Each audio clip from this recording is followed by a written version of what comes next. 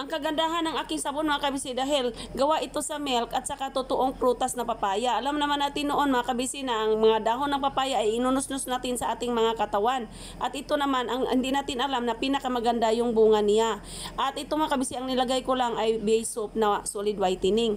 Kaya mga kabisi napakaganda yung aking sabon kahit sabihin na lang na yung sabon ko ay ginawa ko lang ito mga kabisi. Eh para sa akin naman ito mga kabisi. Kaya marami silang gustong magkapashare dito. Kaya itong mga sabon ko mga kabisi, sa alam ninyo, ang papaya naman talaga ay nagbigay talaga sa atin ng glass skin. At yung papaya may mga vitamins and minerals na kailangan ng ating mga balat at katawan. Kaya kung gagawa tayo ng sabon mga kabisi, hayaan na ninyo kung medyo iba siya sa commercial na sabon. Kasi yung commercial na sabon mga kabisi, matigas siya at madaming bula. Ito mga kabisi dahil organic lang siya at may mga gatas at prutas. Kaya bumubula naman siya mga kabisi. Kaya nagbabitaminize ng ating mga balat at katawan. Kaya kung ito naman, kung ako ang tatanungin niyo mga kabisi, kahit na hindi masyado siyang matigas at hindi masyadong bumula, ang kailangan ko lang dito mga kabisi ay vitamins. Dapat po mga kabisi, lagyan natin vitamins ang ating mga balat, hindi yung mga chemicals. Ang importante, malinis ako dahil mag-purify ito ng aking mga balat at magtutone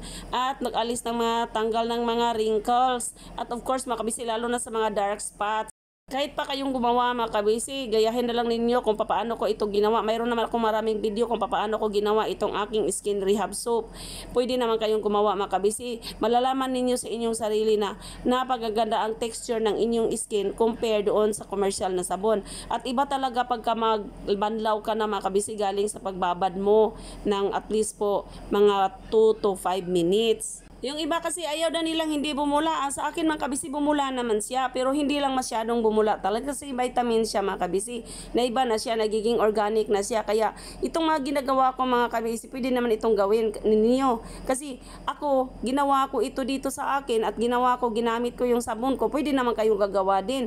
Gayahin lang ninyo yung mga ginagawa ko. Paano ko ito ginawa mga kabisi. Kasi marami na akong video na inishare ko ito sa inyo. Makakatulong ito sa inyo mga kabisi. Pwede din itong ishare ninyo sa inyo mga kapitbahay, kaibigan, at nakikita nila na gumanda na kayo, ay kaya naman gamit din sila mga kabisi, ay pwede kanyong ibinta sa kanila, pwede nyo turuan sila, depende na din yan sa inyo mga kabisi. Katulad sa akin, itinuro ko ito sa inyo para naman may matutunan po kayo sa akin at para naman hindi kayo lugi sa panonood sa akin sa rurot.